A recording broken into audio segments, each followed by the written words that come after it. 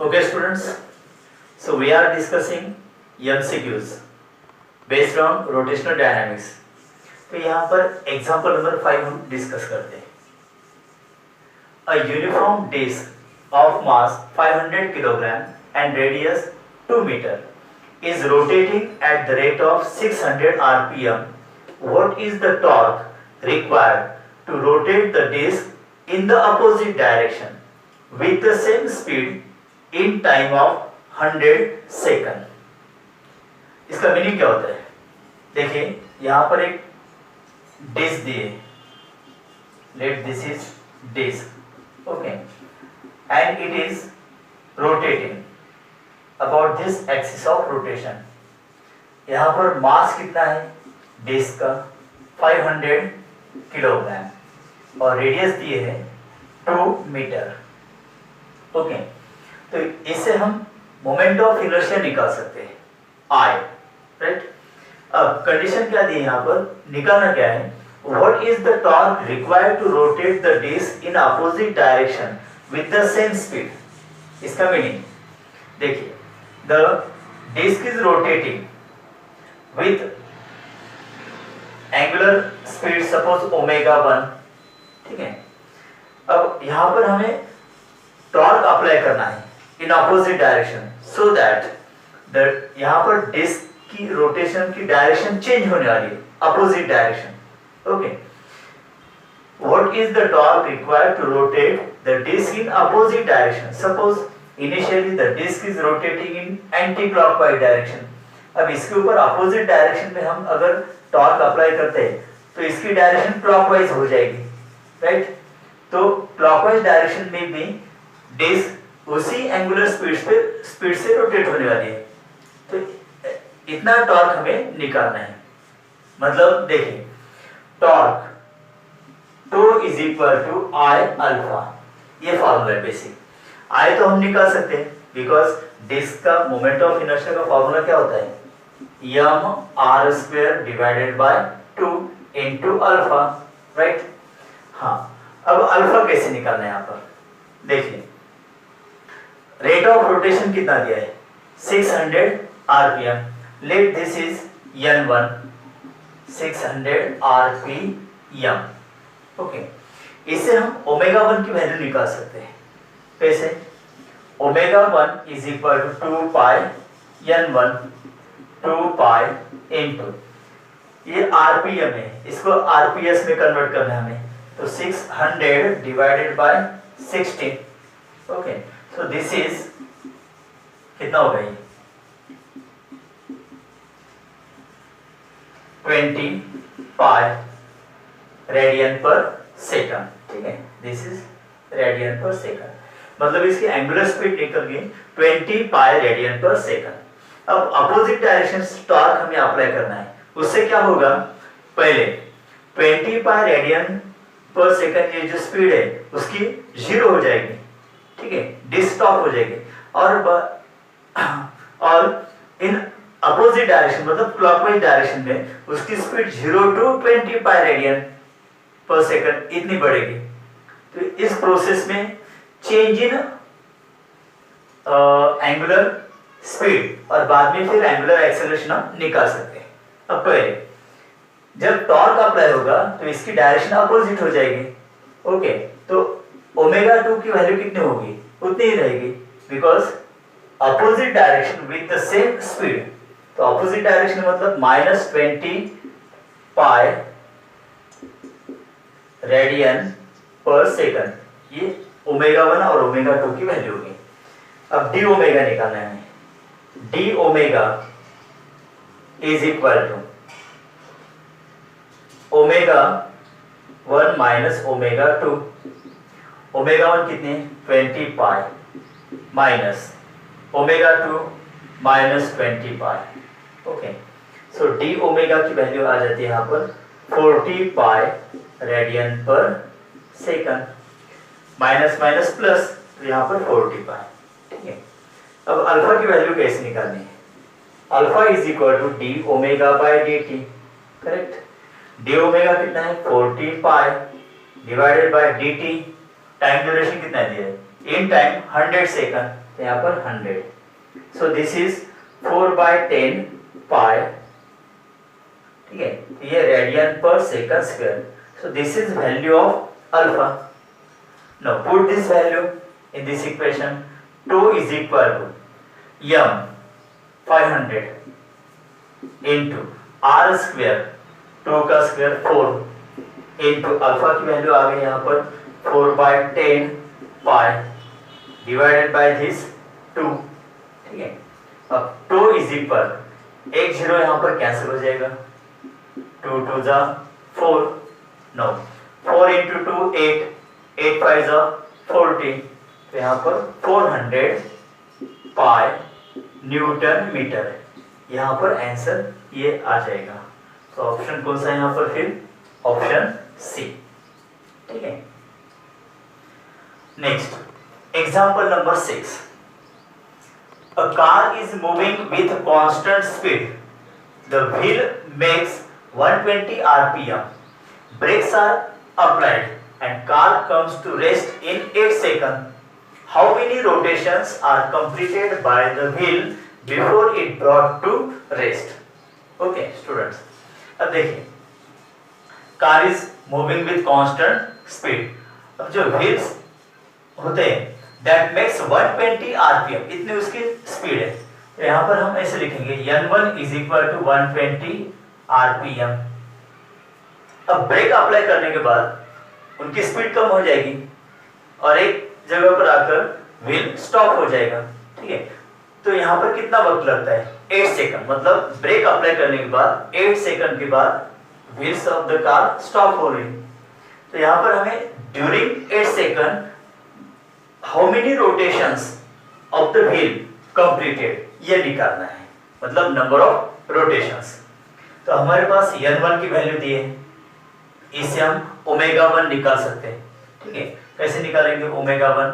Omega 1 is equal to 2 pi n1. तो 2 pi into n1 120. अब ये आरपीएम में, इसको आरपीएस में कन्वर्ट करना है तो डिवाइडेड बाय 60 करना होगा. तो यहाँ पर ये 0 0 कैंसिल, 6 2 जा 12. सो ओमेगा 1 की वैल्यू आ जाती है 4 पाई रेडियन पर सेकंड, ठीक है.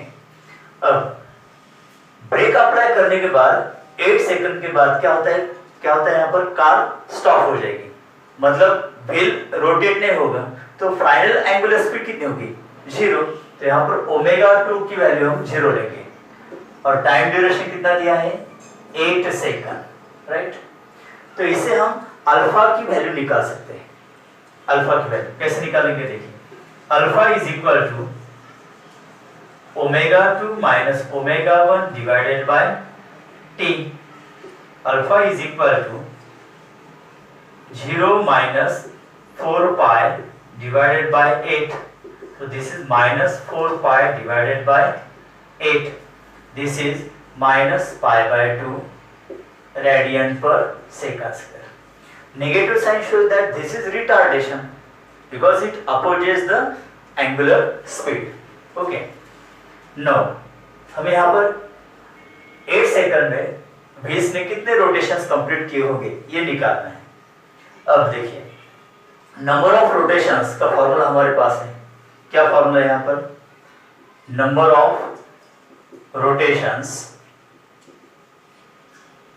Capital N is equal to theta divided by 2 pi. ये फॉर्मूला है. तो यहाँ पर हमें थीटा की वैल्यू निकालनी होगी. अब ये थीटा मतलब क्या होता है कि ब्रेक अप्लाई करने के बाद 8 सेकंड के अंदर व्हील्स ने कितना एंगुलर डिस्प्लेसमेंट कवर किया होगा, ये टोटल एंगुलर डिस्प्लेसमेंट निकालना है. अब ये निकालने के लिए हम सेकंड काइनेमेटिकल इक्वेशन यूज कर सकते हैं, जैसे कि theta is equal to omega 1 t plus half alpha t square. ये हमारे पास इक्वेशन है ना. हाँ, ये यूज करके हम थीटा की वैल्यू निकाल सकते हैं. तो theta is equal to omega 1 4 pi t 8 plus half alpha की वैल्यू कितनी है? Minus pi by 2 into t square. T 8 second, 8 का स्क्वायर 64. यहाँ पर आ जाएगा ये 8 4 जा 32 पाई माइनस, ओके। अब यहाँ पर देखिए 2 इंटू 2 4, यहाँ पर 64 है तो कितना होगा 16, तो माइनस 16 पाई। तो थीटा की वैल्यू कितनी आएगी 32 पाई माइनस 16 पाई, 16 पाई रेडियन। मतलब during 8 second the wheel completed total angular displacement is equal to 16 pi। अब नंबर ऑफ रोटेशंस निकालते हैं। थीटा कितना है total angular displacement 16 pi divided by 2 pi, therefore number of rotations performed by wheel in 8 second is 8। तो option हमारा होता है यहाँ पर बी। ठीक है स्टूडेंट्स, अब एग्जांपल नंबर 7 देखते हैं। Moment of inertia of uniform rod about perpendicular axis passing through one of its end is I1. The same rod is bent into a ring and its moment of inertia about a diameter is I2. Then हमें यहाँ पर I1 और I2 का ratio निकालना है। ठीक है, देखते हैं। Consider a rod, इसका मास है यहाँ पर m और टोटल लेंथ l है। एक्सिस ऑफ रोटेशन कहाँ से पास होता है through one of its and. Suppose यहाँ से एक्सिस ऑफ रोटेशन पास होता है तो ये रॉड ऐसे रोटेट होगा, राइट। तो let its moment of inertia is I1। तो I1 के लिए फॉर्मूला क्या है, condition axis of rotation passing through one of its end. तो यहाँ पर फॉर्मूला हमारे पास है ml square by 3। Let this is equation number 1। ठीक है, अब इसी रॉड को बेंड करना है और एक रिंग तैयार होगी यहाँ पर, ऐसी रिंग तैयार होगी। ठीक है, जिसकी रेडियस है सपोज r। अब मास तो चेंज नहीं होगा, mass of the rod and mass of the ring same रहेंगे। ठीक है, अब रेडियस r कैसे निकालते हैं यहाँ पर, ये जो टोटल लेंथ है l उसको ही बेंड करके रिंग बनाई है। तो circumference of the ring 2 pi r is equal to total length of the rod that is l। तो इसे r की वैल्यू कितनी आएगी l upon 2 pi। Now moment of inertia of the ring about diameter यहाँ पर condition है। ठीक है, तो about diameter मतलब I2 is equal to m r square by 2, ये फॉर्मूला है moment of inertia of ring about diameter के लिए। तो यहाँ पर m by 2 into, अब r की वैल्यू l अपॉन 2 पाई इसका square. I2 is equal to, now in terms of l इसको कंप्लीट करते हैं, m by 2 into l square upon 4 pi square. So this is m l square divided by 8 pi square. Let this equation number 2। अब दोनों का ratio लेते हैं यहाँ पर।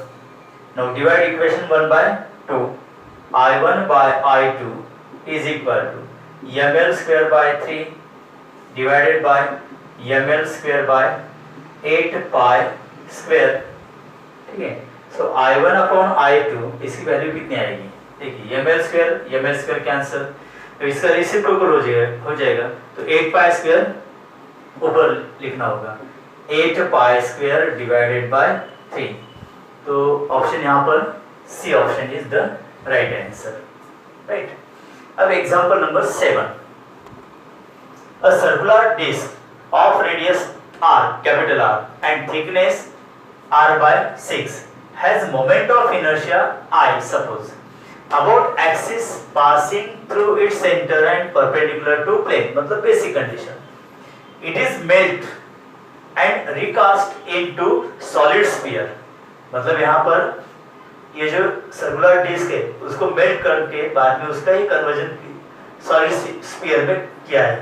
What is the moment of inertia of solid sphere about its diameter. Okay, अब पहले circular disc. Okay, तो मोमेंट ऑफ इनर्शिया कंडीशन क्या दी है यहाँ पर, about an axis passing through its centre and perpendicular to plane. Let moment of inertia of disc denoted by I। तो इसका फॉर्मूला क्या होता है, m r square by 2। Let this is equation number 1। हमें moment of inertia of solid sphere निकालना है in terms of आई, और यहाँ पर 4 ऑप्शन है। तो हम moment of inertia of disc I is equal to m²/2, इसको इक्वेशन 1 लिखते हैं। नो, और एक कंडीशन क्या है, the disc is melt and recast into solid sphere, मतलब डिस्क को मेल्ट करते हुए सॉलिड स्फीयर उसका तैयार किया है हमने। तो इस प्रोसेस में मास सेम रहेगा, राइट, बिकॉज कंटेंट उतना ही, और एक टर्म कांस्टेंट रहती है, दैट इज वॉल्यूम। यस, तो यहाँ पर सॉलिड स्फीयर का मोमेंट ऑफ इनर्शिया निकालने के लिए मास तो ये पता है, लेकिन रेडियस पता नहीं है हमें। रेडियस r1 लेते हैं, तो वो पहले निकालते हैं। तो निकालने के लिए volume of solid sphere is equal to volume of disc. ठीक है, अब यहाँ पर डिस्क कैसे दिए, देखिए, जिसकी रेडियस कितनी r है, और ये जो थिकनेस है r/6 दी है। ओके, अब वॉल्यूम ऑफ स्फीयर का formula 4/3 pi r1⁵, let r1 is the radius of solid sphere, is equal to volume of disc, base area कितना होगा, पाई r² into thickness r/6, right. अब यहाँ पर पाई कैंसल, 3 2 6, तो r1³ is equal to r² into r, that is r³ divided by 4 into this 2, that is 8। तो इससे r1 की value कितनी आ जाएगी, r/2। क्यूब रूट निकालना है हमें, r³ का क्यूब रूट r और 8 का क्यूब रूट होता है 2, तो ये r1 आ गई। नाउ अब हम निकालते हैं moment of inertia of the solid sphere about its diameter. अब उसके लिए फॉर्मूला कौन सा है, let it is I1 solid sphere के लिए 2/5 m/r1², ये फॉर्मूला है। अब 2/5 into r1 की वैल्यू ये रखते हैं, ठीक है, तो r/2 bracket square, now 2/5 into r² divided by 4, 2 का स्क्वायर 4। अगेन यहाँ पर सिंप्लीफाई करते हैं, तो इसे यहाँ पर 2 आ जाएगा। सी I1 को हम कैसे लिखेंगे, अब 1/5 into half m/r², correct. Now this is 1/5 into what is half m/r², moment of inertia of the disk, that is r, so it is replaced by I। so I1 की वैल्यू आ जाती है I divided by 5। तो ये कौन सा option आ गया, फिर ऑप्शन डी। ओके स्टूडेंट्स, तो इस तरह से हमने कुछ एमसीक्यूज और न्यूमेरिकल्स डिस्कस किए बेस्ड ऑन रोटेशनल डायनामिक्स।